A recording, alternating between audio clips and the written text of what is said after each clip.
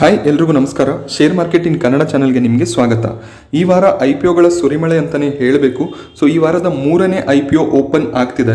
Company ನೋಡಿದ್ರೆ CE Infotech technologies limited. So ಇದು map ಮೈ India ಅಂತ ಕೂಡ ಫೇಮಸ್ ಆಗಿದೆ.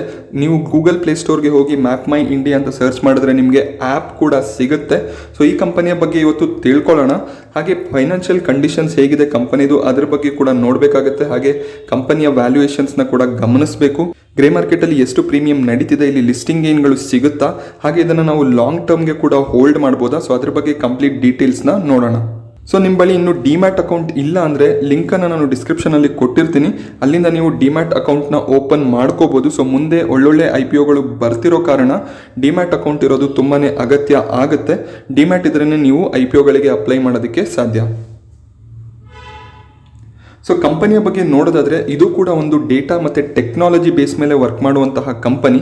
ಆಲ್ರೆಡಿ ನಮಗೆ ಕಳೆದ ವಾರಗಳಲ್ಲಿ ನಾವು ಲೇಟೆಂಟ್ ವ್ಯೂ ಹಾಗೆ ನೆಕ್ಸ್ಟ್ ಇವತ್ತು ಓಪನ್ ಆಗ್ತಿರುವಂತಹ ರೇಟ್ ಗೇನ್. ಸೊ ಇದು ಕೂಡ ಒಂದು ಟೆಕ್ನಾಲಜಿ ಬೇಸ್ಡ್ ಕಂಪನಿ ಆಗಿದೆ. ಈ ಕಂಪನಿ ಕೂಡ ಅಷ್ಟೇ ಕ್ಲೌಡ್ ಬೇಸ್ಡ್ ಸರ್ವಿಸಸ್ ಏನಿದೆ ಅಂದರೆ software as A service, platform as A service ಮತ್ತು ಈ ಕಂಪನಿಯ specific map as A service, so ಈ ಥರ ಸರ್ವಿಸ್ಗಳನ್ನು ಪ್ರೊವೈಡ್ ಮಾಡುವಂತಹ ಕಂಪನಿ.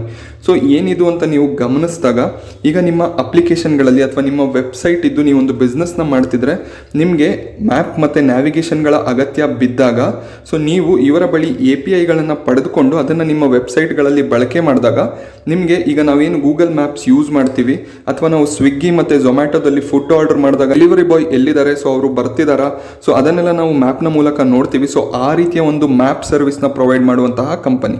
ಸೊ ಇವರು ಇಂತಹ ಬಿಸ್ನೆಸ್ಗಳಿಗೆ APIಗಳನ್ನು ಕೊಡ್ತಾರೆ. ಅಂದರೆ ಈಗ ನಿಮಗೆ ಒಂದು ಬಿಸ್ನೆಸ್ ಇದ್ದು ನೀವು ಅಲ್ಲಿ ಮ್ಯಾಪಿಂಗ್ ಸರ್ವಿಸ್ನ ಬಳಕೆ ಮಾಡಬೇಕಾದ್ರೆ ಇವರ APIನ ನೀವು ಬಳಸ್ಬೋದು.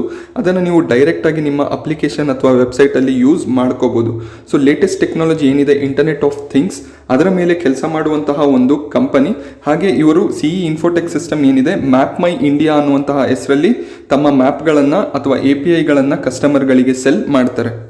ಸೊ ಇವರ ಡೇಟಾಬೇಸಲ್ಲಿ ಈಗ ಆಲ್ರೆಡಿ ರೋಡ್ ಟ್ರಾನ್ಸ್ಪೋರ್ಟ್ ಸರ್ವಿಸ್ ಏನಿದೆ ಅದು ಆಲ್ರೆಡಿ 7,933 ಸಿಟಿಗಳನ್ನು ಹಾಗೆ 6,37,472 ಹಳ್ಳಿಗಳನ್ನು ಕವರ್ ಮಾಡುತ್ತೆ. ಸೊ ಆಲ್ಮೋಸ್ಟ್ ಇಷ್ಟು ಡೇಟಾ ಅವರ ಡೇಟಾಬೇಸ್ನಲ್ಲಿ ಇದೆ. ಸೊ ಅವರು ಅದಕ್ಕೆ ಲೊಕೇಶನ್ಗಳನ್ನು ಪ್ರೊವೈಡ್ ಮಾಡ್ತಾರೆ. ಹಾಗೆ ನಮಗೆ ಗೂಗಲ್ನಲ್ಲಿ ನಾವು ಗೂಗಲ್ ಮ್ಯಾಪ್ ಹಾಕಿದಾಗ ಹತ್ತಿರದ ರಿಟೇಲ್ ಶಾಪ್ಗಳು, ಮಾಲ್ಗಳು, ATMಗಳು, ಹೋಟೆಲ್, ಹಾಸ್ಪಿಟಲ್ಸ್, ಪೊಲೀಸ್ ಸ್ಟೇಷನ್ ಏನೇನೆಲ್ಲ ಕಾಣಿಸುತ್ತೆ ಈ ರೀತಿಯದ್ದು ಕೂಡ ಇವರ ಮ್ಯಾಪ್ ಅಥವಾ APIನ ನಾವು ಬಳಸಿದಾಗ ನಮಗೆ ನೋಡೋದಕ್ಕೆ ಸಿಗುತ್ತೆ. ಹಾಗೆ ಈ ಕಂಪನಿಯ ರೆವೆನ್ಯೂ ಏನಿದೆ ಅದು ನಮಗೆ ಮೇಜರ್ ಆಗಿ B2B ಮತ್ತು B2C ಕಂಪನಿಗಳು ಏನಿರುತ್ತೆ. ಸೊ ಎಕ್ಸಾಂಪಲ್ಗೆ ನಾನು ಹೇಳಿದೆ ಊಬರ್ ಆಗಿರ್ಬೋದು ಅಥವಾ ಫ್ಲಿಪ್ಕಾರ್ಟ್. ಸೊ ಈ ರೀತಿಯ ಕಂಪನಿಗಳು ಏನಿರುತ್ತೆ ಇವರ APIಗಳನ್ನು ಬಳಸ್ತಾರೆ, ಅಂದರೆ ಮ್ಯಾಪ್ ಮೈ ಇಂಡಿಯಾನ APIಗಳನ್ನು ಬಳಸ್ತಾರೆ. ಸೊ ಅಲ್ಲಿ ಇವರು ಕಸ್ಟಮರ್ನ ಪ್ರಕಾರ ಅದು ಅವರ ಈಗ ಊಬರ್ ಅಂತ ತಗೊಂಡಾಗ ಸೊ ಎಷ್ಟು ವೆಹಿಕಲ್ಗಳಲ್ಲಿ ಇವರ APIಗಳನ್ನು ಬಳಸ್ತಾರೆ, ಅಥವಾ ನಾವೀಗ HDFC ಬ್ಯಾಂಕ್ ಅಂತ ತಗೊಂಡಾಗ ಅವರ ATMಗಳನ್ನು ಲೊಕೇಟ್ ಮಾಡಬೇಕಾಗಿರುತ್ತೆ. ಸೊ ಅಲ್ಲಿ ಎಷ್ಟು ಅಸೆಟ್ಗಳಿದೆ ಅದ್ರ ಮೇಲೆ ಚಾರ್ಜ್ಗಳನ್ನು ಮಾಡ್ತಾರೆ. ಮತ್ತು ಕೆಲವೊಂದಿಷ್ಟು ಅಪ್ಲಿಕೇಶನ್ಗಳಲ್ಲಿ ಎಷ್ಟು ಟ್ರಾನ್ಸಾಕ್ಷನ್ ಆಗುತ್ತೆ ಅದರ ಮೇಲೆ ಚಾರ್ಜನ್ನು ಮಾಡ್ತಾರೆ. ಸೊ ಈ ರೀತಿ ಬೇರೆ ಬೇರೆ ಬಿಸ್ನೆಸ್ಗೆ ಬೇರೆ ಬೇರೆ ರೀತಿಯ ಚಾರ್ಜ್ಗಳನ್ನು ಇವರು ಮಾಡಿ ಅದರಿಂದ ರೆವೆನ್ಯೂವನ್ನು ಪಡ್ಕೋತಾರೆ. ಸೊ ಇವರ ಬಿಸ್ನೆಸ್ನ ನೀವು ಗಮನಿಸಿದಾಗ ಒಂದ್ಸರಿ ಇವರು APIನ ಸೆಲ್ ಮಾಡಿದ್ಮೇಲೆ ರೆಗ್ಯುಲರ್ ಆಗಿ ಇವರಿಗೆ ಟ್ರಾನ್ಸಾಕ್ಷನ್ಗಳು ಆದಾಗ ರೆವೆನ್ಯೂ ಬರ್ತಾ ಇರುತ್ತೆ. ಇದು ಒಂದು ಪಾಸಿಟಿವ್ ಸೈನ್ ಈ ಕಂಪನಿಗೆ. ಹಾಗೆ ಇವರ ಕಸ್ಟಮರ್ ಬೇಸನ್ನು ಕೂಡ ನೀವು ಗಮನಿಸ್ಬೋದು. ಇಲ್ಲಿ PhonePe, Flipkart, HDFC bank, Airtel, Hyundai, MG motors ಹಾಗೆ ಊಬರ್. ಸೊ ಇಂತಹ ಕಂಪನಿಗಳು ಹಾಗೆ ಗೌರ್ಮೆಂಟ್ನ company goods and service tax network. So ಇದು ಕೂಡ ಇವರ ಕ್ಲೈಂಟ್ ಆಗಿದೆ. ಒಳ್ಳೆಯ ಒಂದು ಕಸ್ಟಮರ್ ಬೇಸನ್ನು ಇವರು ಹೊಂದಿದ್ದಾರೆ. ಸೊ ಇಲ್ಲಿ ನೀವು ಇನ್ನಷ್ಟು ಕ್ಲೈಂಟ್ಗಳನ್ನು ಗಮನಿಸ್ಬೋದು. ಸೊ ನಾನು ಆಲ್ರೆಡಿ ಸ್ವಲ್ಪ ನಿಮಗೆ ಹೇಳಿದೆ. ಇಲ್ಲಿ ನೋಡಿದಾಗ ನಿಮಗೆ ಅಮೆಝಾನ್ ಅಲೆಕ್ಸಾ ಆಗಿರ್ಬೋದು, ಆ್ಯಪಲ್ ಆಗಿರ್ಬೋದು, ಮಾರುತಿ ಸುಜುಕಿ, ಸೊ ಇನ್ನಷ್ಟು ಕಂಪನಿಗಳನ್ನು ಇವರು ಹೊಂದಿದ್ದಾರೆ. ಸೊ ಮಹೀಂದ್ರಾ ಆ್ಯಂಡ್ ಮಹೀಂದ್ರಾ ಕೂಡ ಇವರ ಕ್ಲೈಂಟ್. ಸೊ ಇಲ್ಲಿ ಇವರು ಸರ್ವಿಸಸ್ಗಳನ್ನು ಪ್ರೊವೈಡ್ ಮಾಡ್ತಾರೆ. ಸೊ ಎಕ್ಸಾಂಪಲ್ಗೆ ನಾನು ಆಲ್ರೆಡಿ ಹೇಳಿದೆ ಊಬರಲ್ಲಿ ನಿಮಗೆ ಏನು ಮ್ಯಾಪ್ ನ್ಯಾವಿಗೇಷನ್ ಕಾಣಿಸುತ್ತೆ ಅದನ್ನು ಬಿಲ್ಡ್ ಮಾಡಿದಂತಹ ಕಂಪನಿ ಮ್ಯಾಪ್ ಮೈ ಇಂಡಿಯಾ. ಕ್ಲೈಂಟ್ ಬೇಸ್ ತುಂಬಾ ಚೆನ್ನಾಗಿದೆ. ಕಂಪನಿಯ ರೆವೆನ್ಯೂ ಕೂಡ ಚೆನ್ನಾಗಿ ಅರ್ನ್ ಆಗ್ತಿರುತ್ತೆ. ಸೊ ಕಂಪನಿಯ ಸ್ಟ್ರೆಂತನ್ನು ನಾವು ಗಮನಿಸಿದಾಗ ಡಿಜಿಟಲ್ ಮ್ಯಾಪಿಂಗ್ ಸರ್ವಿಸ್ನ ಪ್ರೊವೈಡ್ ಮಾಡುವಂತಹ ಒಂದು ಕಂಪನಿ ಆಲ್ರೆಡಿ ಹೇಳಿದೆ. ಮತ್ತು ಇಲ್ಲಿ ಈ ರೀತಿಯ ಕಂಪನಿಗಳು ನಮಗೆ ಕಮ್ಮಿ ನೋಡೋದಕ್ಕೆ ಸಿಗುತ್ತೆ. ಸೊ ಇವ್ರಿಗೆ ಅರ್ಲಿ ಮೂವರ್ ಅಡ್ವಾಂಟೇಜ್ ಅಂತ ನಾವೇನು ಕರಿತೀವಿ. ಸೊ ಈಗ ಆಲ್ರೆಡಿ ಇವರು ಈ ಸರ್ವಿಸ್ಗಳನ್ನು ಪ್ರೊವೈಡ್ ಮಾಡ್ತಿದ್ದಾರೆ, ಅದರ ಅಡ್ವಾಂಟೇಜ್ ಇವರಿಗೆ ಸಿಗುತ್ತೆ. ಇನ್ನಷ್ಟು ಕ್ಲೈಂಟ್ ಬೇಸ್ ಇವರಿಗೆ ಹೆಚ್ಚಾಗುವ ಸಾಧ್ಯತೆ ಇರುತ್ತೆ. ಅದೇ ನಾವು ಬೇರೆ IT ಕಂಪನಿಗಳನ್ನು ಕನ್ಸಿಡರ್ ಮಾಡಿದಾಗ ಅವ್ರು ಇನ್ನೂ ಈ ಕ್ಷೇತ್ರಕ್ಕೆ ಬರಬೇಕಾಗುತ್ತೆ ಮತ್ತು ಅವ್ರಿಗೆ ಅಲ್ಲಿ ಆ ಟೆಕ್ನಾಲಜಿಯನ್ನು ಅಳವಡಿಸ್ಕೋಬೇಕಾಗುತ್ತೆ. ಬಟ್ ಇವ್ರ ಹತ್ರ ಆಲ್ರೆಡಿ ಅದಕ್ಕೆ ಬೇಕಾದಂತಹ ಟೆಕ್ನಾಲಜಿಗಳು ಇದ್ದಾವೆ. ಹಾಗೆ ನಿಮಗೆ ಕ್ಲೈಂಟ್ ಬೇಸ್ನ ಕೂಡ ಹೇಳಿದೆ. So leading B2B B2C market ಏನಿದೆ ಅಲ್ಲಿ ಆಲ್ರೆಡಿ ಇವರು ತಮ್ಮ ಫುಟ್ ಪ್ರಿಂಟ್ನ ಇಟ್ಟಿದ್ದಾರೆ ಮತ್ತು ಇವರ ಕಸ್ಟಮರ್ ಬೇಸ್ ಕೂಡ ಅಷ್ಟೇ ತುಂಬಾ ಚೆನ್ನಾಗಿದೆ.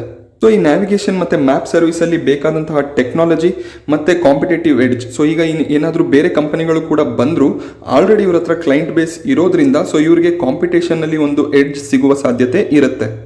ಹಾಗೆ ನಾವು ಗೂಗಲ್ ಜೊತೆ ಇವ್ರನ್ನ ಕಂಪೇರ್ ಮಾಡ್ಬೋದಾಗುತ್ತೆ. ಗೂಗಲ್ ಮ್ಯಾಪ್ ಸರ್ವಿಸಸ್ನ ನಾವು ಯೂಸ್ ಮಾಡ್ತೀವಿ, but make in India concept ಅಂತ ಬಂದಾಗ ಈ ಕಂಪನಿ ಒಂದು ಅಡ್ವಾಂಟೇಜನ್ನು ಪಡ್ಕೊಳ್ಳುತ್ತೆ.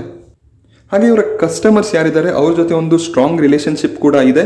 ಹಾಗೆ ಇದು ಲಾಂಗ್ ಟರ್ಮ್ ರಿಲೇಷನ್ಶಿಪ್ ಕೂಡ ಆಗಿರುತ್ತೆ. ಏನಕ್ಕೆಂದರೆ ಈ ಮ್ಯಾಪಿಂಗ್ ಸರ್ವಿಸಸ್ನ ಆ ಕಂಪನಿಗಳು ಇರೋ ತನಕ ಬಳಕೆ ಮಾಡ್ಕೋಬೇಕಾಗತ್ತೆ. ಸೊ ಅವ್ರಿಗೆ ನ್ಯಾವಿಗೇಷನ್ ಸರ್ವಿಸಸ್ನ ಅಗತ್ಯ ಇದ್ದೇ ಇರುತ್ತೆ. ಹಾಗೆ ಇಂಪಾರ್ಟೆಂಟ್ ಆಗಿ ಬೇಕಾಗಿರೋದು ಕಂಪನಿಯ ಪ್ರಾಫಿಟ್ ಮತ್ತು ಫೈನಾನ್ಷಿಯಲ್ ರೆಕಾರ್ಡ್ಸ್, ಅದು ತುಂಬಾ ಚೆನ್ನಾಗಿದೆ. ಸೊ ನಾವಿಲ್ಲಿ IPO ಡೇಟನ್ನು ಗಮನಿಸಿದಾಗ ಈ IPO ನಮಗೆ ಡಿಸೆಂಬರ್ 9 ಗುರುವಾರ ಮಾರ್ಕೆಟ್ಗೆ ಬರ್ತಿದೆ. ಹಾಗೆ ಇದು ಡಿಸೆಂಬರ್ 13 ಸೋಮವಾರ ತನ್ನ ಸಬ್ಸ್ಕ್ರಿಪ್ಷನ್ನ ಎಂಡ್ ಮಾಡುತ್ತೆ. ಇಲ್ಲಿ ನಮಗೆ ಶನಿವಾರ ಭಾನುವಾರ ಬಂದಿರೋದ್ರಿಂದ ಸೋಮವಾರದವರೆಗೂ ಎಕ್ಸ್ಟೆಂಡ್ ಆಗ್ತಿದೆ. ಹಾಗೆ ಫೇಸ್ ವ್ಯಾಲ್ಯೂ ಗಮನಿಸಿದಾಗ ₹2 ಕಾಣಿಸ್ತಿದೆ. ಪ್ರೈಸ್ ಇವ್ರು ಏನು ಸೆಟ್ ಮಾಡಿದ್ದಾರೆ 1000ರಿಂದ ₹1033. ಸೊ ಇದು ಓವರ್ ಸಬ್ಸ್ಕ್ರೈಬ್ ಆಗುವ ಎಲ್ಲ ಲಕ್ಷಣಗಳು ಕಾಣಿಸ್ತಿದ್ದಾವೆ.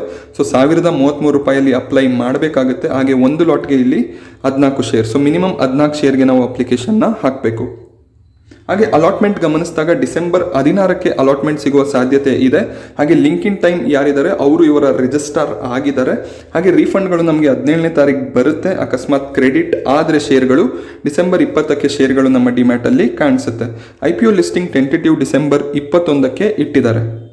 ಸೊ ಇಲ್ಲಿ ನಮಗೆ ಎಷ್ಟು ದುಡ್ಡು ಬೇಕಾಗ್ಬೋದು ಒಂದು ಲಾಟ್ಗೆ ಅಪ್ಲೈ ಮಾಡೋದಕ್ಕೆ ಅಂದರೆ ₹14,462 ಬೇಕಾಗುತ್ತೆ. ಮ್ಯಾಕ್ಸಿಮಮ್ ಒಬ್ಬ ರಿಟೇಲ್ ಇನ್ವೆಸ್ಟರ್ ₹1,88,000 ಬಳಸಿ 13 ಲಾಟ್ಗಳಿಗೆ ಅಪ್ಲಿಕೇಶನ್ನ ಹಾಕ್ಬೋದು. ಅಂಥ ಟೈಮಲ್ಲಿ 182 ಶೇರ್ಗಳಿಗೆ ಅಪ್ಲೈ ಮಾಡ್ದಂಗೆ ಆಗುತ್ತೆ. ಕಂಪನಿಯ ಫೈನಾನ್ಷಿಯಲ್ ರೆಕಾರ್ಡ್ಸ್ನ ನೋಡಿದಾಗ ಈ ಫಿಗರ್ಸ್ ಏನಿದೆ ಇದು ಕ್ರೋರ್ಸಲ್ಲಿ ಇದೆ. ಸೊ ನೀವು ಗಮನಿಸ್ಬೋದು 2019ರಲ್ಲಿ 33 ಕೋಟಿ ಇತ್ತು ಪ್ರಾಫಿಟ್. 2020ರಲ್ಲಿ ಸ್ವಲ್ಪ ಕಮ್ಮಿಯಾಗಿ 23 ಕೋಟಿ ಆಗಿದೆ. ಬಟ್ 2021ರಲ್ಲಿ ಗಮನಿಸಿ 60 ಕೋಟಿಗಳಷ್ಟು ಆಗಿದೆ. 2020ರಲ್ಲಿ ಪ್ರಾಫಿಟ್ ಏಕೆ ಕಮ್ಮಿ ಆಯಿತು ಅಂದರೆ ಸೊ ಆಲ್ಮೋಸ್ಟ್ ಈ ಆಟೋಮೊಬೈಲ್ ಸೆಕ್ಟರ್ ಕಂಪನೀಸ್ ಆಗಿರ್ಬೋದು ಅಥವಾ ಬೇರೆ ಕಂಪನೀಸೇ ಆಗಿರ್ಬೋದು, ಬಟ್ ಅಷ್ಟು ನ್ಯಾವಿಗೇಷನ್ ಸರ್ವಿಸ್ಗಳನ್ನು ಬಳಕೆ ಮಾಡಿರಲ್ಲ. ಆ ಕಾರಣದಿಂದ ಪ್ರಾಫಿಟ್ಗೆ ಎಫೆಕ್ಟ್ ಬಿದ್ದಿದೆ. ಸೊ ಇದನ್ನು ಕೂಡ ಗಮನದಲ್ಲಿ ಇಡಬೇಕಾಗತ್ತೆ. ಹಾಗೆ ಇಲ್ಲಿ ಇಶ್ಯೂ ಸೈಜನ್ನು ಗಮನಿಸಿದಾಗ ಇದು 1040 ಕೋಟಿಯ ಒಂದು ಇಶ್ಯೂ.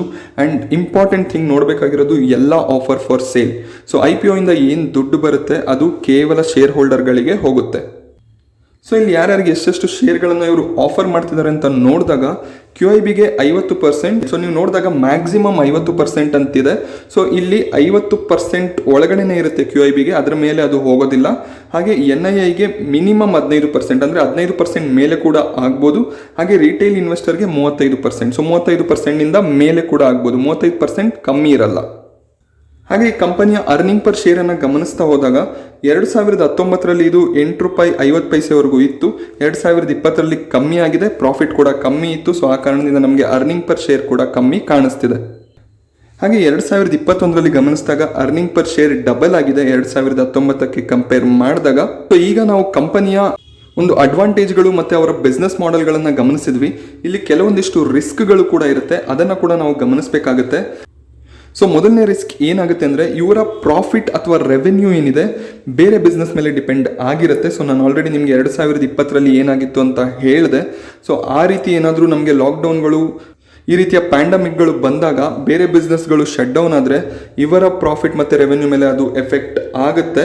ಮತ್ತು ಮೇಜರ್ ಇವರ ಬಿಸ್ನೆಸ್ ಏನಿದೆ ಅದು ಆಟೋಮೊಬೈಲ್ ಇಂಡಸ್ಟ್ರಿ ಮೇಲೆ ಡಿಪೆಂಡ್ ಆಗಿರುತ್ತೆ. ಸೊ ಅತಿ ಹೆಚ್ಚು ನ್ಯಾವಿಗೇಷನ್ಗಳನ್ನು ಬಳಸೋದು ಆಟೋಮೊಬೈಲ್ ಇಂಡಸ್ಟ್ರಿಯಲ್ಲಿ. ಅಂದರೆ ಈಗ ಏನಾದರೂ ಸರ್ವಿಸ್ಗಳನ್ನು ಪ್ರೊವೈಡ್ ಮಾಡಬೇಕಾದ್ರೆ ರೋಡ್ ಟ್ರಾನ್ಸ್ಪೋರ್ಟ್ ಮೂಲಕ, ಸೊ ಅಲ್ಲೇನಾದರೂ ಎಫೆಕ್ಟ್ ಬಿದ್ದರೆ ಅದು ಕೂಡ ಇವರ ಬಿಸ್ನೆಸ್ ಮೇಲೆ ಇಂಪ್ಯಾಕ್ಟ್ ಆಗುತ್ತೆ. ಮತ್ತು ಇವರ ಡೇಟಾಬೇಸ್ ಏನಿದೆ, ಈಗ ಏನು ಅವರು ರೋಡ್ ನೆಟ್ವರ್ಕ್ಗಳನ್ನು ಮೇಂಟೈನ್ ಮಾಡ್ತಿದ್ದಾರೆ ಕೆಲವು ಟೌನ್ ಮತ್ತು ಹಳ್ಳಿಗಳಲ್ಲಿ, ಅದನ್ನು ಇಂಪ್ರೂವ್ ಮಾಡ್ಕೋಬೇಕಾಗುತ್ತೆ. ಮತ್ತು ಲೊಕೇಶನ್ಗಳನ್ನು ಅಪ್ಡೇಟ್ ಮಾಡ್ತಾ ಇರಬೇಕಾಗುತ್ತೆ. ಮಾಡಲಿಲ್ಲ ಅಂದರೆ ಜನ ಇವರ ಸರ್ವಿಸ್ನಿಂದ ಡಿಸ್ಸ್ಯಾಟಿಸ್ಫೈ ಆದರೆ ಗೂಗಲ್ ಸರ್ವಿಸ್ನತ್ತ ಹೋಗುವಂಥ ಸಾಧ್ಯತೆಗಳು ಕೂಡ ಇರುತ್ತೆ. ಗೂಗಲ್ ಕೂಡ ಇಂಥದ್ದೇ APIನ ಪ್ರೊವೈಡ್ ಮಾಡ್ತಿದೆ. ಸೊ ಗೂಗಲ್ ಜೊತೆ ಕಾಂಪಿಟೇಟ್ ಮಾಡೋದು ತುಂಬಾ ಇಂಪಾರ್ಟೆಂಟ್ ಆಗಿರುತ್ತೆ. ಹಾಗೆ ಈ ಡಿಜಿಟಲ್ ಮ್ಯಾಪಿಂಗ್ ಸರ್ವಿಸಸ್ ಏನಿದೆ ಮುಂದಿನ ದಿನಗಳಲ್ಲಿ ಒಂದು ಒಳ್ಳೆಯ ಕಾಂಪಿಟೇಷನ್ನ ಕೊಡುವ ಸಾಧ್ಯತೆ ಇದೆ. ಸೊ ಈ ರೀತಿಯ ಟೆಕ್ನಾಲಜೀಸ್ಗಳಲ್ಲಿ ದೊಡ್ಡ ದೊಡ್ಡ IT ಕಂಪನಿಗಳು ಇಳಿಯುವಂಥ ಸಾಧ್ಯತೆ ಕೂಡ ಇರುತ್ತೆ. ಅಂಥ ಟೈಮಲ್ಲಿ ಇವರು ಹೇಗೆ ಬಿಸ್ನೆಸ್ನ ಮುಂದುವರಿಸ್ತಾರೆ ಅದನ್ನು ಕೂಡ ನೋಡಬೇಕಾಗುತ್ತೆ. ಹಾಗೆ ಇವರ ಪ್ರಾಫಿಟ್ ಗ್ರೋತ್ ಅಥವಾ ರೆವೆನ್ಯೂ ಗ್ರೋತ್ ನಾವು ಏನು ನೋಡ್ತಾ ಇದ್ದೀವಿ ಅದನ್ನು ಕನ್ಸಿಸ್ಟೆಂಟಾಗಿ ಇವರು ಮೇಂಟೈನ್ ಮಾಡ್ಕೊಂಡು ಹೋಗಬೇಕಾಗತ್ತೆ.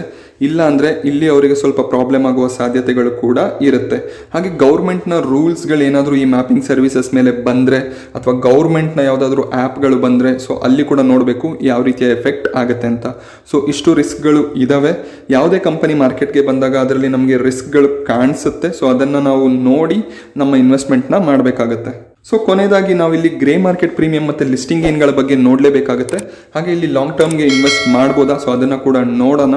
ಇವತ್ತಿನ ದಿನದಲ್ಲಿ ನಾವು ಗ್ರೇ ಮಾರ್ಕೆಟ್ ಪ್ರೀಮಿಯಂ ನೋಡಿದಾಗ 700 ರೂಪಾಯಿ ಕಾಣಿಸ್ತಿದೆ ಒಂದು ಶೇರ್ಗೆ. ಸೊ ಇವರು ಪ್ರೈಸ್ ಬ್ಯಾಂಡ್ ನಮಗೆ 1000 ರೂಪಾಯಿ ಕಾಣಿಸ್ತಿದೆ. ಸೊ ನೋಡ್ಬೋದು ನಾವೀಗ ಪ್ರೀಮಿಯಂ ಚೆನ್ನಾಗೇ ಕಾಣಿಸ್ತಿದೆ. ಸೊ ಖಂಡಿತವಾಗ್ಲೂ ಇಲ್ಲಿ ಲಿಸ್ಟಿಂಗ್ ಗೇನ್ಗಳಿಗೋಸ್ಕರ ಅಪ್ಲೈ ಮಾಡ್ಬೋದು. ಸೊ 9800 10,000 ರೂಪಾಯಿ ಪ್ರಾಫಿಟ್ ಆಗುವಂಥ ಸಾಧ್ಯತೆ ಕಾಣಿಸ್ತಿದೆ ಇವತ್ತಿನ ದಿನ. ಸೊ ಲಾಂಗ್ ಟರ್ಮ್ ಬಗ್ಗೆ ಯೋಚನೆ ಮಾಡಬೇಕಾಗುತ್ತೆ. ಸೊ 1-2-3 ಕ್ವಾರ್ಟರ್ನ ರಿಸಲ್ಟ್ನ ನೋಡಬೇಕಾಗುತ್ತೆ. ಕಂಪನಿಯ ಪ್ರಾಫಿಟ್ ಹೇಗಿದೆ ಅದನ್ನು ಗಮನಿಸಬೇಕಾಗುತ್ತೆ. ಸೊ ಲಿಸ್ಟಿಂಗ್ ಗೇನ್ಗೋಸ್ಕರ ಅಪ್ಲೈ ಮಾಡೋರು ಲಿಸ್ಟಿಂಗ್ ಗೇನ್ ನಿಮಗೆ ಸಿಕ್ಕಿದಾಗ ಅಲ್ಲಿ ಎಕ್ಸಿಟ್ ಆಗ್ಬೋದು. ಬಟ್ ಈ ರೀತಿಯ ಒಂದು ನ್ಯಾವಿಗೇಷನ್ ಸರ್ವಿಸಸ್ ಮತ್ತು ಇವರೇನು ಬಿಸ್ನೆಸ್ ಮಾಡ್ತಿದ್ದಾರೆ ಅದರ ಮೇಲೆ ನಂಬಿಕೆ ಇರೋರು ಖಂಡಿತವಾಗ್ಲೂ ಇದನ್ನು ಲಾಂಗ್ ಟರ್ಮ್ಗೆ ಹೋಲ್ಡ್ ಮಾಡ್ಬೋದು. ಕಂಪನಿ ಪ್ರಾಫಿಟಲ್ಲಿದೆ, ಬೇರೆ ಕಂಪನಿಗಳ ಥರ ಲಾಸಲ್ಲಿಲ್ಲ. ಹಾಗೆ ಇವರ ರೆವೆನ್ಯೂ ಕೂಡ ಇಂಪ್ರೂವ್ ಆಗ್ತಿದೆ. ಸೊ ಆ ಕಾರಣದಿಂದ ಇದನ್ನು ಲಾಂಗ್ ಟರ್ಮ್ಗೂ ಕೂಡ ಕನ್ಸಿಡರ್ ಮಾಡ್ಕೋಬೋದು. ಸೊ ನಾನು ಈ IPO ಬಗ್ಗೆ ನಿಮಗೆ ಕೊಟ್ಟಂತಹ ಮಾಹಿತಿ ಇಷ್ಟ ಆಗಿದ್ರೆ ದಯವಿಟ್ಟು ವಿಡಿಯೋನ ಲೈಕ್ ಮಾಡಿ. ಹಾಗೆ ನೀವು ಇನ್ನೂ ಸಬ್ಸ್ಕ್ರೈಬ್ ಮಾಡ್ಕೊಂಡಿಲ್ಲ ಅಂದರೆ ನಮ್ಮ ಚಾನಲ್ಗೆ ಸಬ್ಸ್ಕ್ರೈಬ್ ಮಾಡ್ಕೊಳ್ಳಿ. ಇದೇ ರೀತಿಯ ಅಪ್ಡೇಟ್ಗಳನ್ನು ನಾನು ನಿಮಗೆ ಕೊಡ್ತಾ ಇರ್ತೀನಿ. Thank you friends.